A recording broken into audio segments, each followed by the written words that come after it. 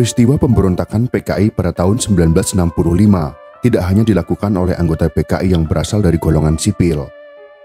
Para tentara di dalam tubuh militer yang berasal dari golongan kiri juga turut terlibat dalam melakukan pemberontakan. Orang-orang PKI kala itu seperti berada di atas angin. Mereka berpikir bahwa rencana mereka akan berhasil mendirikan ideologi komunis di Indonesia. Karena memang mereka sudah mulai menguasai pemerintahan, kelompok-kelompok masyarakat dengan organisasi underbownya bahkan sudah menyusup ke dalam tubuh militer. Banyaknya anggota PKI yang telah masuk ke dalam tubuh militer semakin menambah keyakinan pada penganut ideologi komunis bahwa usahanya untuk merebut kekuasaan akan berjalan dengan mulus.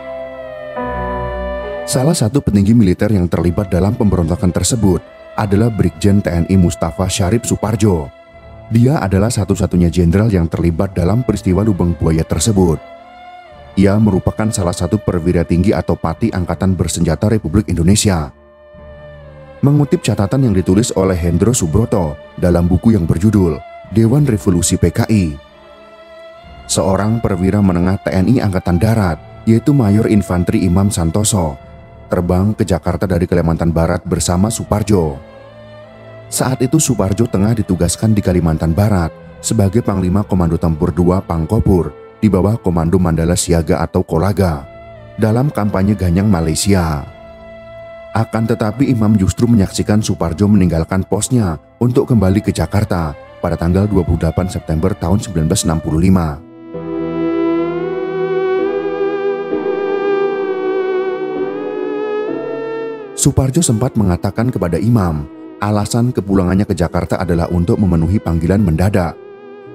Tapi ternyata Soepardjo justru jadi salah satu pimpinan G30 SPKI 1965. Soepardjo saat itu jadi wakil pimpinan Gerakan 30 September 1965 di bawah Komando Letkol Untung Syamsuri yang notabene memiliki pangkat 2 tingkat di bawahnya. Ini memang terlihat sangat aneh karena pemimpin tertinggi gerakan tersebut malah orang yang pangkatnya lebih rendah, akan tetapi dia mau saja mengikutinya. Pangkat saya memang lebih tinggi dari saudara, tapi di gerakan ini saya anak buah saudara. Demikian kira-kira ucapan Brigadir Jenderal Soepardjo saat menyalami Letnan Kolonel Untung Syamsuri pada tanggal 29 September tahun 1965. Soepardjo adalah panglima yang membawahi ribuan pasukan tempur di perbatasan Kalimantan Malaysia. Karirnya sangat cemerlang sebagai komandan pertempuran dan ahli strategi. Sebelum peristiwa mengerikan itu terjadi, Soepardjo yang dikenal sebagai seorang prajurit tempur dan ahli strategi sempat memberikan pertanyaan kepada Syam Kamaruzaman yang menduduki posisi sebagai Ketua Biro Khusus PKI. Pertanyaan Soepardjo kepada Syam adalah mengenai rencana cadangan jika Gerakan 30 September itu gagal. Sayangnya Soepardjo tidak mendapatkan jawaban yang diinginkan dari Syam.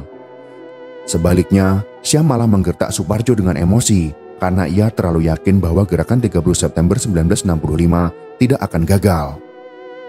Syam menjawab pertanyaan Soepardjo dengan mengatakan, "Bung, kalau begini banyak yang mundur. Kalau revolusi sudah berhasil, banyak yang mau ikut." Dalam peperangan, skenario mundur bukanlah pengecut.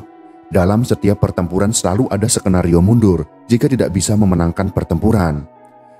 Tetapi itu tak berlaku untuk Syam dengan gaya yang menggebu-gebu. Di sini saja Soepardjo sudah merasa banyak hal yang berantakan. Hal itu dituliskannya dalam catatan evaluasi untuk G30S. Sir Medi, siap. Ini yang dinamakan gelombangnya revolusi. Datismaran Rimpel C Indosian.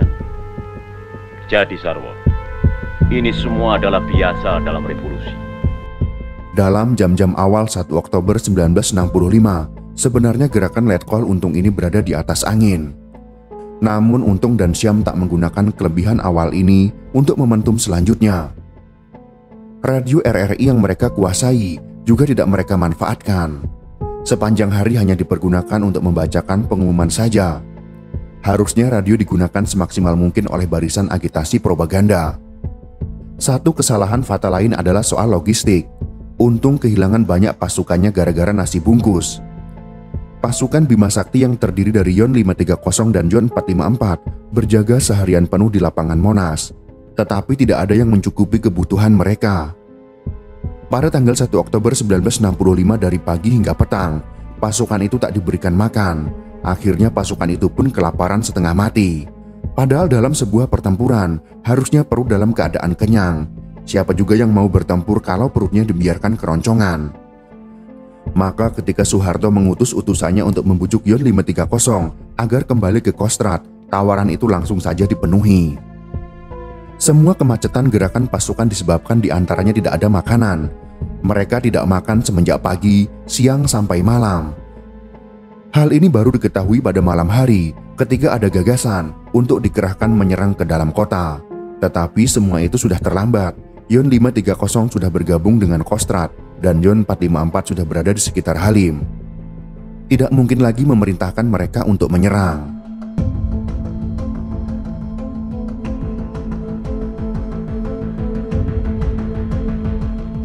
Gerakan 30 September 1965 akhirnya gagal dan membuat Suparjo melarikan diri dan bersembunyi. Suparjo adalah tokoh G30 SPKI yang tertangkap paling akhir di antara rekan-rekannya seperti Syam, DN Aidit, dan Letkol Untung. Perintah untuk menangkap Suparjo datang dari Letnan Jenderal TNI Soeharto yang saat itu menjabat sebagai Panglima Komando Cadangan Strategis Angkatan Darat atau yang dikenal dengan Pangkostrat kepada Panglima Komando Daerah Militer atau Pangdam 5 Jaya, yaitu Brigadir Jenderal TNI Amir Mahmud. Amir pun langsung bergerak cepat membentuk operasi intelijen dengan tim khusus bersandi Kalong. Dinamakan demikian karena tim operasi bergerak di malam hari seperti Kalong. Operasi Kalong dipimpin oleh Kapten CPM Suroso. Personelnya berasal dari Kompi Riders Kodam 5 Jaya yang dipersiapkan sebagai pasukan tempur. Selain itu, kelompok pengintai di bawah pimpinan pembantu Letnan M. Afandi bertugas mencari informasi persembunyian Suparjo.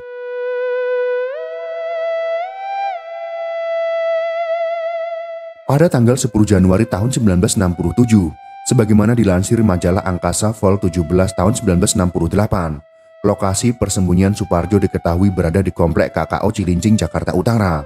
Salah seorang anggota KKO Angkatan Laut, yaitu Mayor Adnan Suwandi, menampung Suparjo di kediamannya. Tim operasi Kalong bergegas menyerbu ke Cilincing, namun Suparjo berhasil melarikan diri menuju Halim Perdana Kusuma.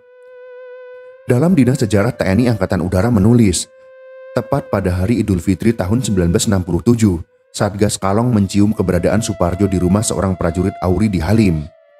Intel gabungan bersama polisi militer Angkatan Udara menggerebek tempat itu. Ketika mereka menggerebek tempat tersebut, tidak ada orang yang ditemukan di sana. Tetapi petugas curiga karena menemukan kopi yang masih panas, jejak kaki di tembok mengarah ke atap, dan KTP atas nama Muhammad Syarif dalam kantong baju yang digantung. Mereka yakin kali ini Suparjo tak akan lolos. Letnan Rosyadi berteriak, "Ayo turun, kalau tidak saya tembak." Terdengar jawaban dari atas, "Baik, saya turun." Dan ternyata memang benar, sosok itulah Brigjen Suparjo yang selama 1,5 tahun mereka kejar siang malam. Suparjo diadili di Mahkamah Militer luar biasa. Pengadilan mendakwanya bersalah atas tindakan makar dan menjatuhi vonis hukuman mati. Suparjo ditahan di rumah tahanan militer Cimahi. Banyak tahanan lain yang terkesan dengan sikap Suparjo selama di tahanan. Sebagai jenderal, dia tak mau diistimewakan. Kalau dikirimi makanan, ia selalu membagi rata dengan tahanan lain. Dia juga sukarela menggosok seluruh toilet dan kamar mandi.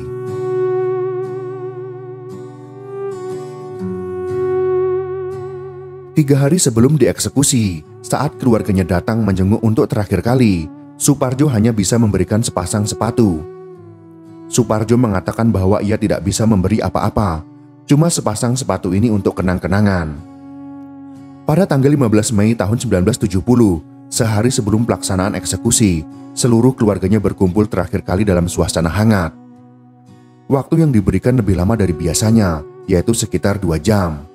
Saat itu Suparjo memberi nasihat dengan memegang sebutir apel. Ia menyuruh anak-anaknya untuk memecahkannya dengan genggaman tangan.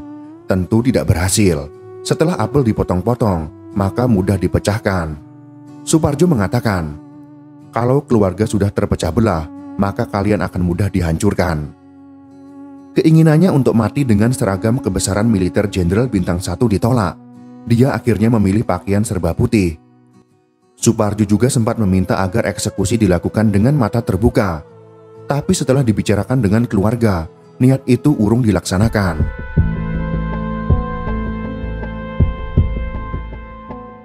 Itulah akhir hayat Jenderal Suparjo yang harus menjalani hukuman mati karena terlibat dalam pemberontakan PKI. Suparjo merupakan jenderal pertama yang dieksekusi mati oleh pemerintah. Ia adalah seorang perwira tinggi yang ahli dalam strategi, namun ia terhasut oleh ideologi komunis. Setelah 1 tahun lebih dalam pelarian, ia akhirnya tertangkap tanpa melakukan perlawanan. Dengan tertangkapnya Suparjo, sebuah surat kabar memberitakan bahwa ia adalah hadiah lebaran untuk rakyat. Sebelum dieksekusi, Suparjo sempat menyanyikan lagu Indonesia Raya dan mengumandangkan azan dari dalam selnya. Semoga informasi sejarah ini bisa bermanfaat untuk kita semua. Jika kalian suka dengan video ini, silahkan berikan jempol ke atas. Dan jika kalian menganggap video ini bermanfaat, maka bagikanlah untuk teman-teman Anda yang lain. Terima kasih sudah menonton.